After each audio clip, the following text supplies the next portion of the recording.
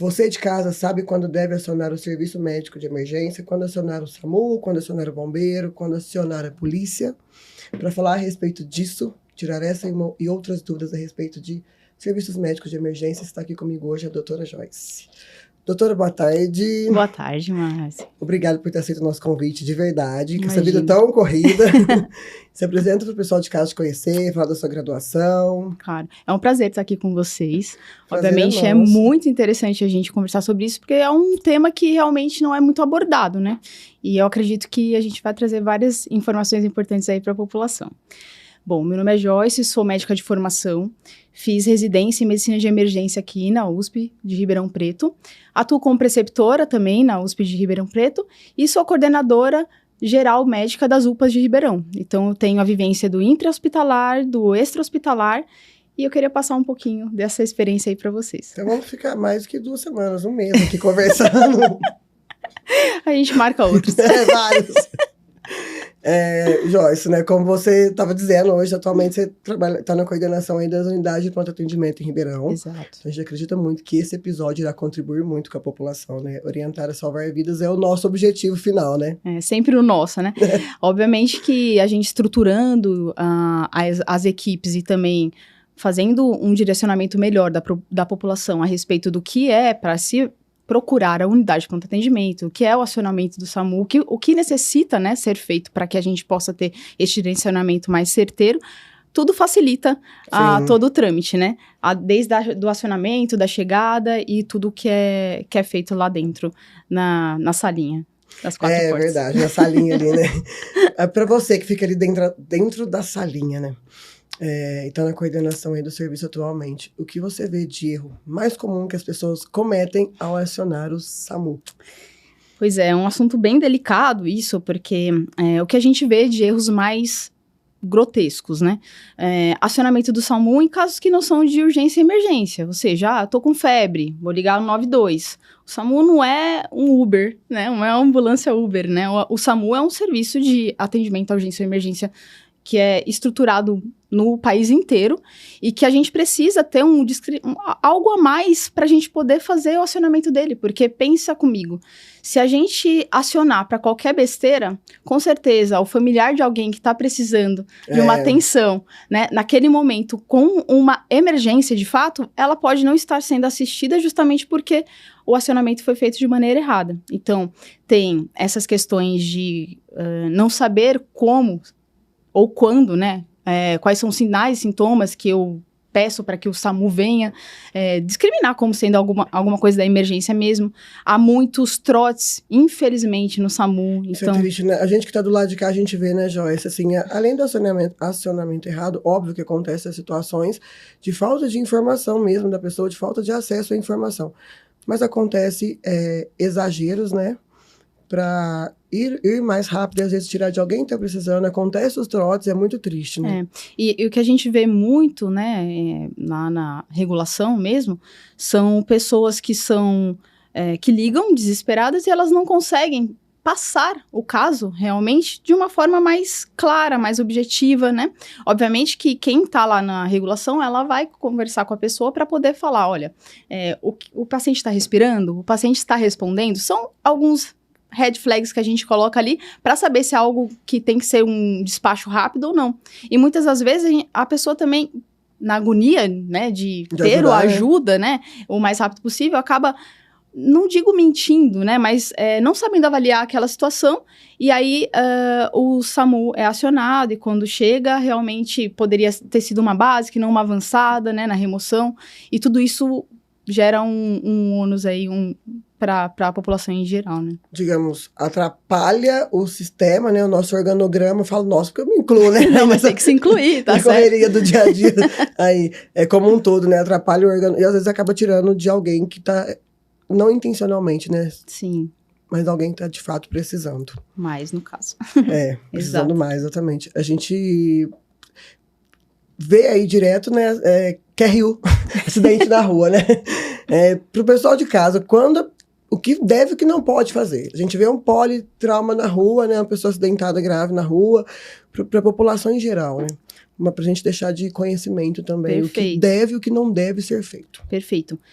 A gente fala que é RU, né? Porque, na verdade, é a ocorrência, né? Que nós falamos, é a linguagem do quê. Mas, inicialmente, se você assistiu aquele acidente, você tem informações precisas para o pré-hospitalar. Então, o que são? Carro versus moto, né? O que bateu, o que colidiu, foi um atropelamento, é uma rua, uma avenida de rápido acesso, né? Ou uma via de transição rápida, enfim, uma rodovia, né?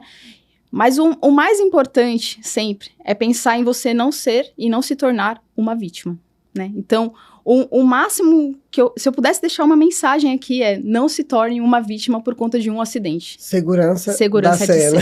Exatamente. Então, se eu vi aquele acidente, eu tô num local seguro, eu não vou me aproximar dele para tentar salvar se eu não tenho conhecimento, se a cena não está segura, se o trânsito não foi parado, porque senão, potencialmente, além das vítimas do acidente, você pode se tornar outra, né? E aí, o acionamento, que seria o mais precoce possível, porque você viu e você teria maiores informações para passar, fica prejudicado também. Porque aí você se torna uma vítima e, com certeza, você não vai conseguir fazer o acionamento correto do serviço, né?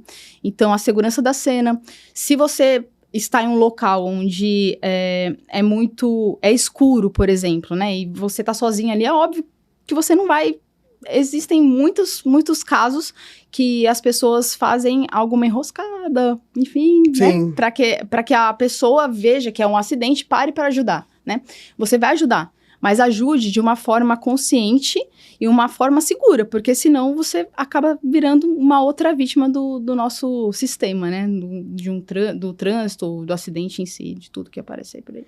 É boa dica, né? Não só para os profissionais da saúde, principalmente para a população em geral. Sim. Primeira coisa, inclusive, para os profissionais a gente sempre reforça, né? Segurança da cena, em primeiro lugar. Isso é o que a gente preza de máximo, né? É a regra número 1 do pré-hospitalar e a regra número 1 que a gente tem que ter a consciência de que a gente não pode se tornar uma vítima também.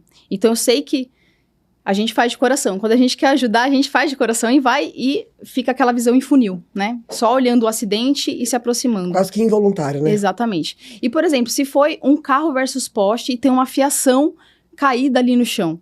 Imagina a pessoa se aproximando até aquele local e aí ela é eletrocutada. Então, assim, tudo isso pode acontecer.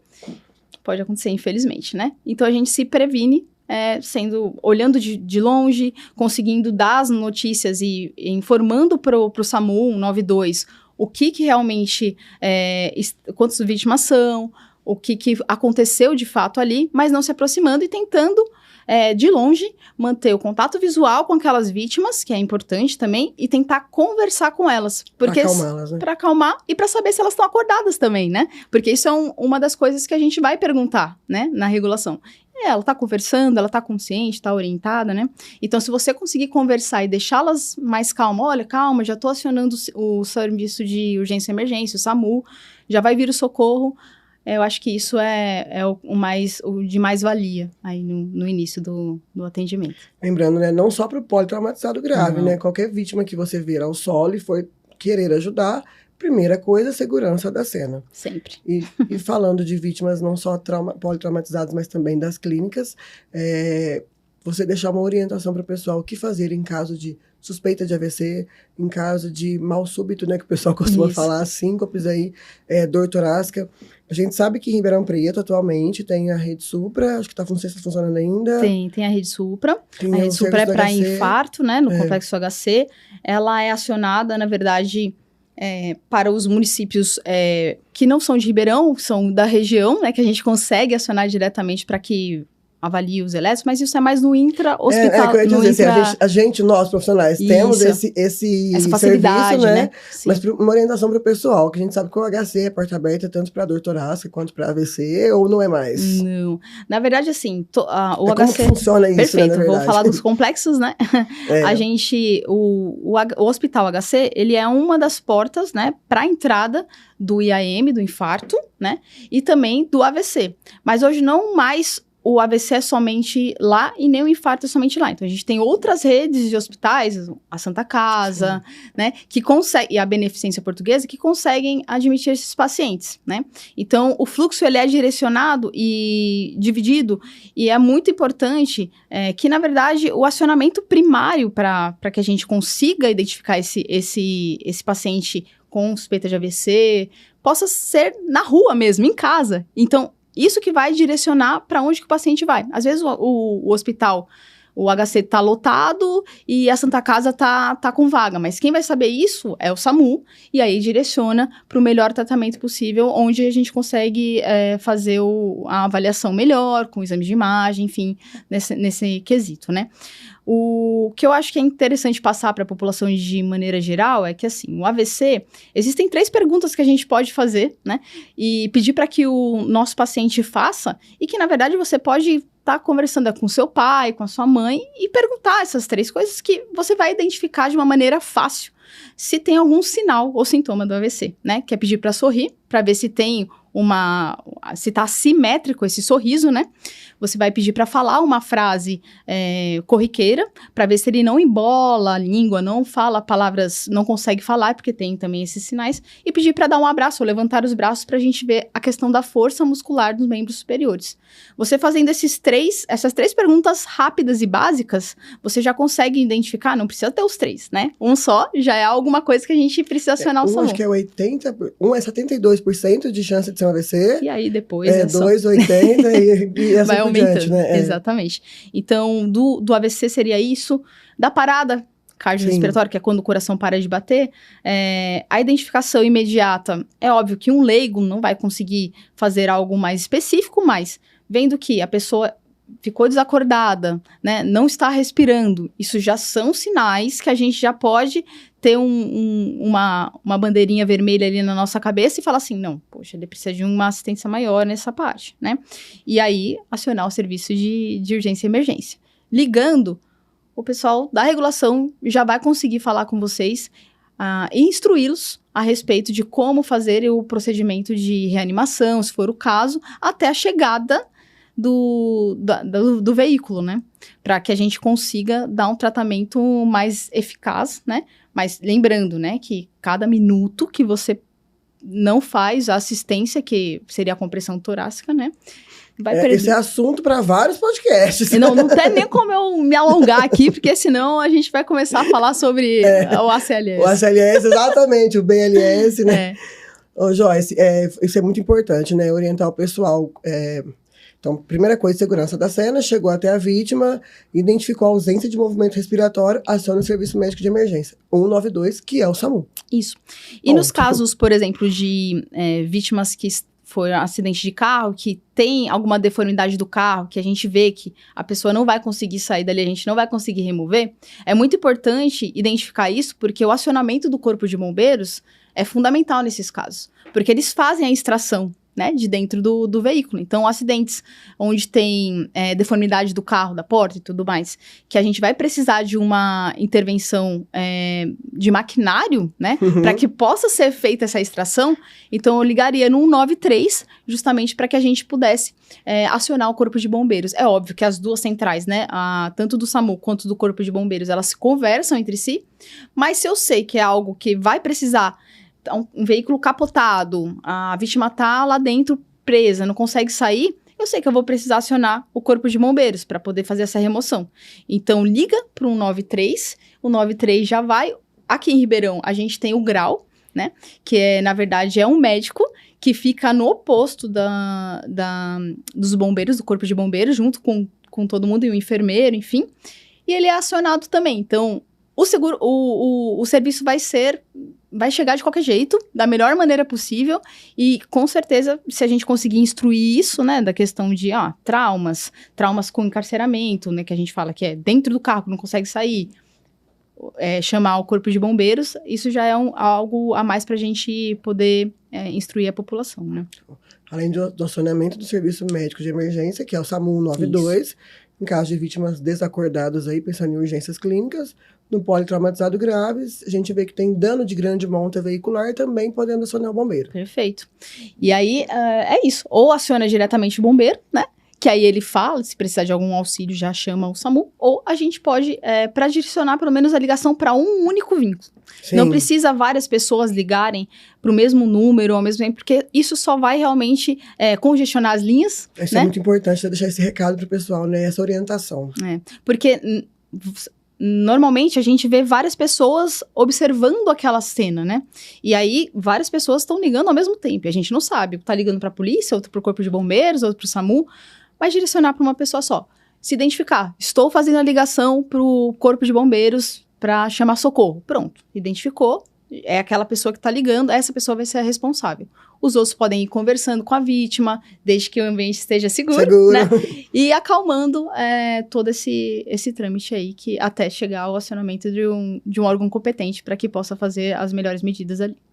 A gente estava explicando você explicou a respeito do acionamento do serviço, né? Sim. Em si, a segurança da cena, a abordagem da vítima, como que o pessoal pode passar as informações, né? Quais informações são cruciais para quem está na central de regulação, definir se vai uma básica, se vai uma avançada.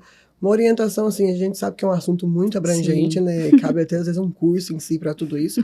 Mas uma dica, né? Uma informação que você deseja deixar aí para a população, não só de Ribeirão Preto, né? Até onde a gente tiver ao nosso alcance aí do podcast, para orientar a população de como passar as informações da vítima, né? Sim. Para a central de regulação. O mais importante é manter a calma. Porque se a gente fica desesperado para passar qualquer informação, a gente não consegue ouvir o que estão falando para a gente, para perguntar ativamente sobre o estado daquela pessoa, daquela vítima.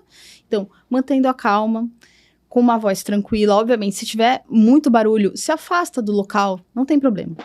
Conversa com a regulação. Eles vão te instruir quais perguntas a responder. Então, a pessoa está respirando, você está no local do atendimento, né, do evento, ela está consciente, ela consegue verbalizar, falar com você.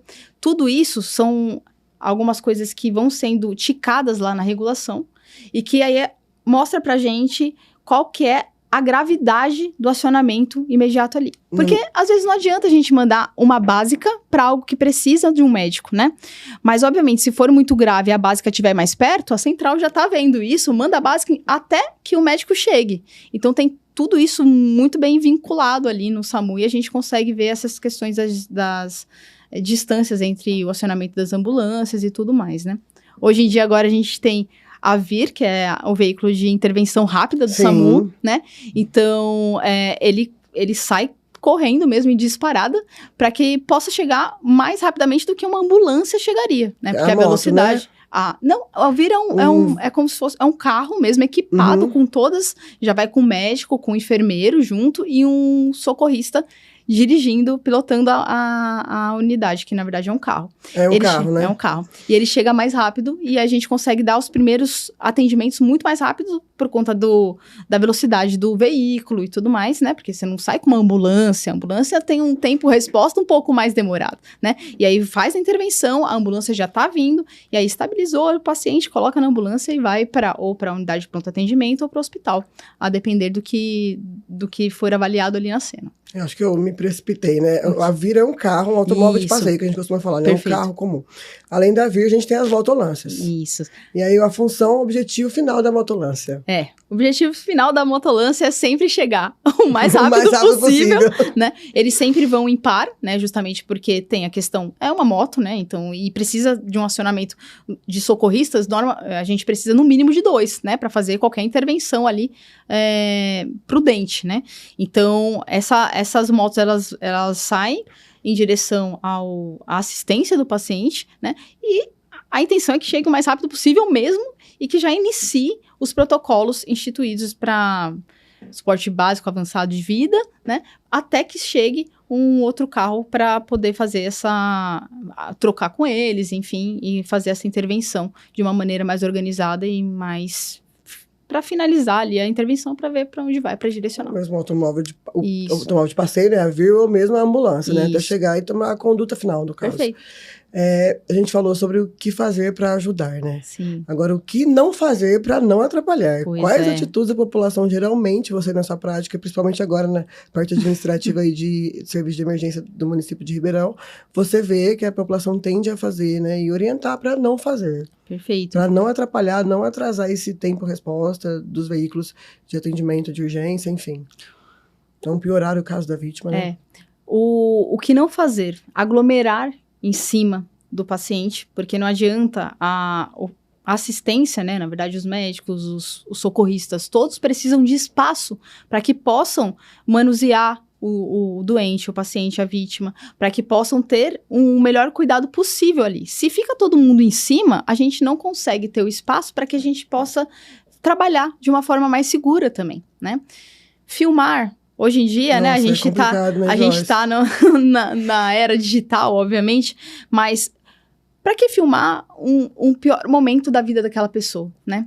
Qual que é a intenção disso? Expor para quê, né? Às vezes, um familiar fica sabendo do que aconteceu pelo vídeo. Pela internet, né? Então, acredito que você não iria gostar se fosse com um familiar seu, né? Então, eu sei que é algo que, às vezes, as pessoas ficam muito em choque, mas querem mostrar em tempo real e tudo mais, mas é algo que precisa ser realmente evitado, né?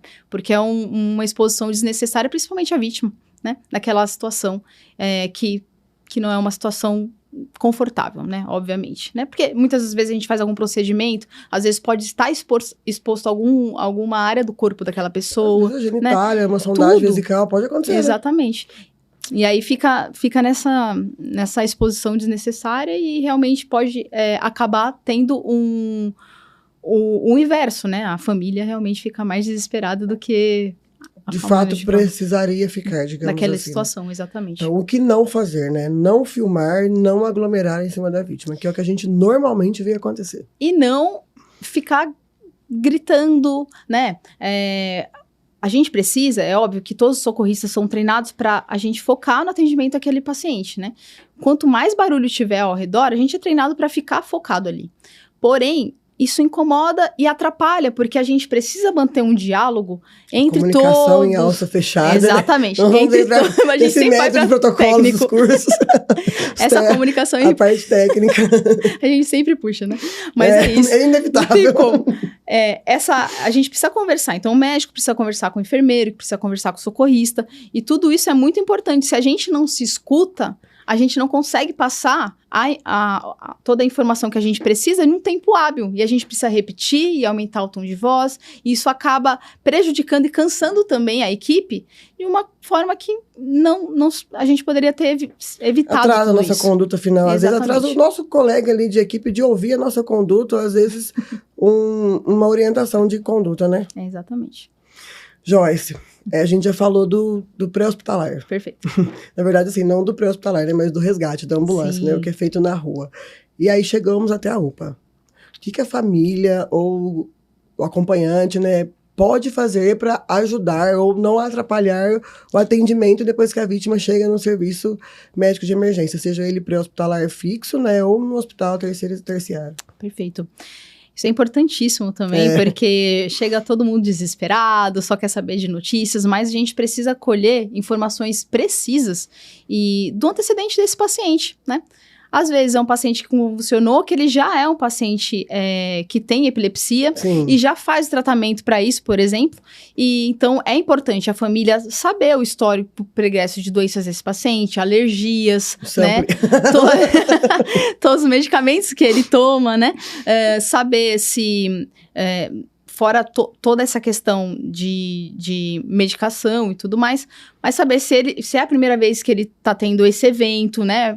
Falando de uma maneira geral, que pode ser algo clínico também, né? Então, o trauma é uma outra dimensão, né? A pessoa não tá doente e piorando é um evento agudo, né? É diferente, mas dessa parte clínica instruções sobre qual que é o basal daquele paciente. Às vezes, ele tá confuso, tá muito confuso. Mas será que ele não tem alguma doença pregressa que ele já tem um grau de confusional ali que pode estar intercalado com isso? E às vezes nem sempre é algo ativamente daquele ambiente, de como ele tá se mostrando naquele momento. Aquele episódio específico pontual, né? Pode ser algo que já venha de antes e que é importante que a gente faça essa retrospectiva com os familiares. Muito importante também saber, será que esse paciente ele tem um convênio médico? Porque o SAMU, ele vai fazer a remoção, o Corpo de Bombeiros, para o local onde ele acha realmente mais adequado para fazer, então na UPA chega, certo? Mas, às vezes, a gente não tem a noção, o paciente não está com a carteirinha e não sabe se ele tem, né? Então, é importante saber se tem esse convênio, se tem essa carteirinha, levar isso também para ajudar na transferência, é importantíssimo. E os medicamentos, como eu já falei, de uso contínuo, que são imprescindíveis na avaliação inicial do paciente, para a gente manter aquelas medicações, para que ele fique mais estável possível ali e manter a calma, né? Aguardar calma, né? Que o médico vai estar dando assistência ali, né, pro doente que está chegando, e fazer com que todas as informações sejam passadas para você no momento mais oportuno. Porque, às vezes, ele não tem como sair dali. Ele está envolvido. É isso que eu ia falar. Geralmente quer falar com a gente, atendimento. quer saber como que a vítima tá. O foco é a vítima, né? Salvar a vida, né? Exato. E aí, quando a gente conseguir estabilizar minimamente o paciente, a gente vai conversar. Mas tem que ter um pouco mais de calma nessa... Manter a calma, né? É difícil. A gente sabe que é difícil, né? Mas a gente tenta sempre fazer isso de uma maneira mais fluida e mais... que seja mais fácil ali para o fluxo da unidade e tudo mais. E dá certo. E evitar de aglomerar. Eu vou falar assim também, atuante na área, né? Evitar de aglomerar familiar. Às vezes vai 10, 15 pessoas, aí fica todo mundo ali na porta querendo falar com a gente, enfim. Já deixou aí uma das dicas, né? Não... Manter a calma, a gente sabe que é difícil, é uma hora difícil, né? Às vezes a vítima é uma vítima grave, né? Sim. Às vezes a pessoa presenciou a parada em casa, o acompanhante que tá ali, então tá desesperado. Até deu assistência, né? Porque se ligou pro SAMU e o SAMU orientou como fazer a massagem, né? Já deu assistência ali. Aí fica naquele anseio de ter mais notícias, né? Joyce, conta pra mim então, você como gestora atualmente, né? Você acredita que as políticas de incentivo, de orientação para a população, nesse sentido, podem ajudar?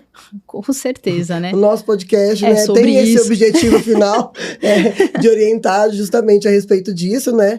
Você acha que isso pode contribuir com a população? Com toda certeza, Márcia. Na verdade, o que a gente vê, né?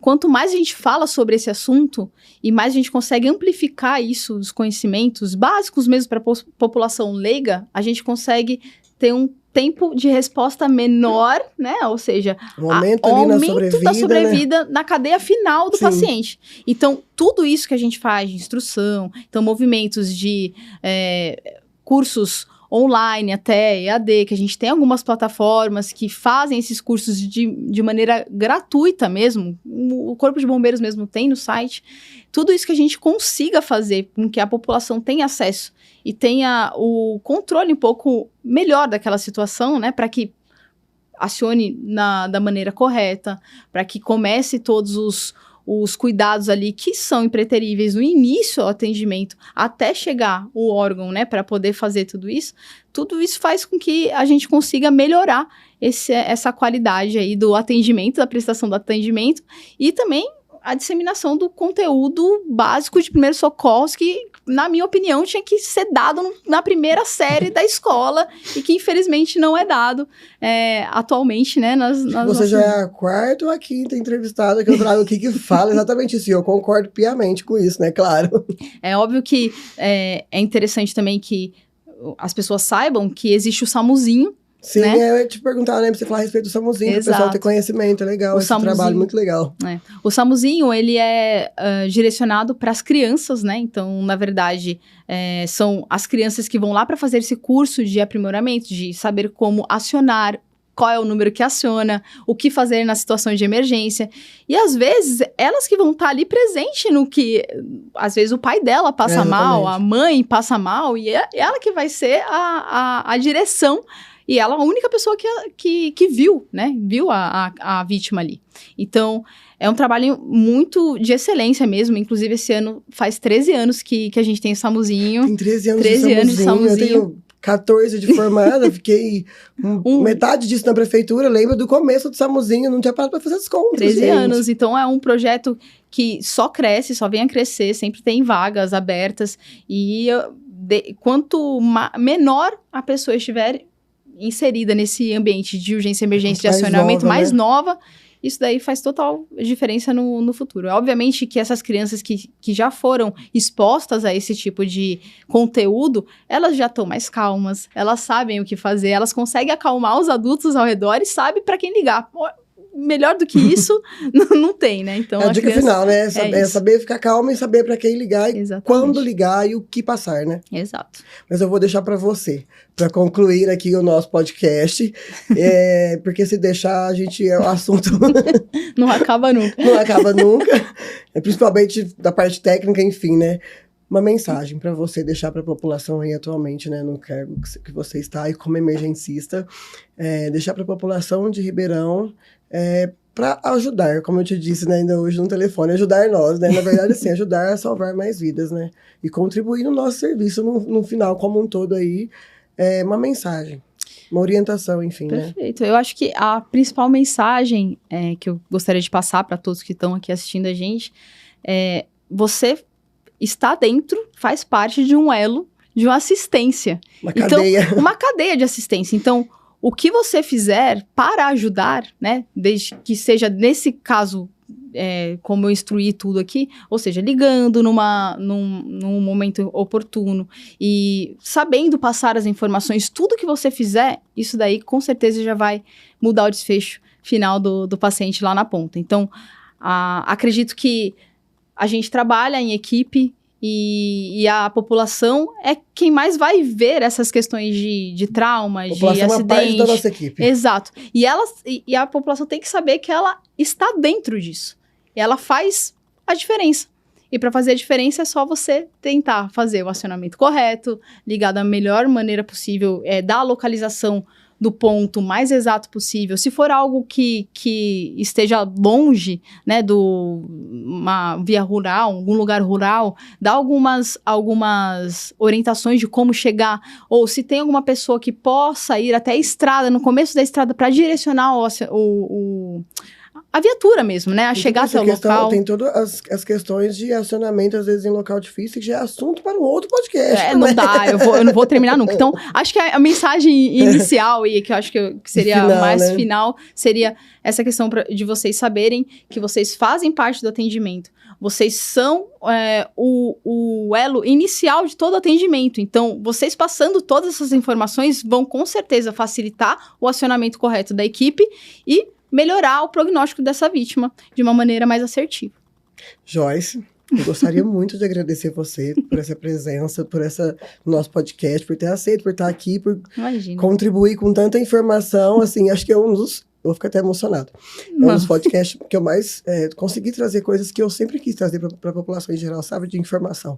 De como acionar o serviço de emergência, orientações básicas que podem salvar a vida de verdade. Eu vou chorar. E a gente se emociona de verdade mesmo, porque é alguma coisa que a gente não consegue, né? A gente quer passar e transmitir de uma maneira mais simples e mais clara para toda a população. Porque a gente sabe que a gente precisa deles, assim como eles precisam da gente também. É isso, Márcia. Eu que agradeço, assim, de coração, a oportunidade e trazer um pouquinho dessa palavra, dessa minha vivência aqui para vocês. Obrigado. Obviamente, mesmo. Outros virão aí, se a gente vai conversando sobre coisas mais específicas, mas eu acho que para inicial era isso mesmo que eu queria trazer para vocês. E parabéns pelo trabalho. Imagina, por ter tudo isso. Eu sempre quis, assim, né, o podcast desde, assim, de quando eu comecei a gravar aqui, o meu objetivo, um deles é esse, né, principal, é trazer informações para a população, contribuir a salvar mais vidas e também, como eu te disse, né, o objetivo lógico não é contribuir com o nosso serviço, diminuir o nosso serviço, como a gente costuma dizer, mas brincar, mas é para salvar-se mais vidas, né? Sim. E eles ajudarem a gente, pensando que eles são a porta da cadeia, né? O começo, né? Mesmo porque você pode ser a vítima. Exatamente. E às vezes um leigo vai estar ali para tentar te ajudar da melhor maneira possível. Alunos, né? O paciente de vocês é o amor da vida de alguém. E vocês são o amor da vida de alguém e serão pacientes um dia, né? Exato. E a gente também, né? Então é isso. Quanto mais gente souber o que fazer, melhor. É isso. Obrigado, viu, Imagina, Joyce? eu que agradeço. Gostaria de pedir desculpa, porque eu me emocionei aqui hoje. E agradecer ao pessoal de casa que nos assiste, pessoal que ficou até o final do nosso vídeo também hoje. Pedir para vocês aproveitarem, né? Seguir nossas redes sociais, assim, além do podcast que a gente trouxe aqui hoje, informações importantíssimas que salvam vidas. A gente sempre tenta trazer assuntos nesse sentido, né? E dicas para a população em geral. Como eu disse aqui, um dos objetivos do nosso podcast é esse. Agradecer vocês e pedir para vocês aproveitarem, se inscrever no nosso canal, canal, seguir as nossas redes sociais, compartilhar os nossos vídeos, porque eu sempre tento trazer informações importantes aí para vocês. Muito obrigada. Obrigada a vocês também.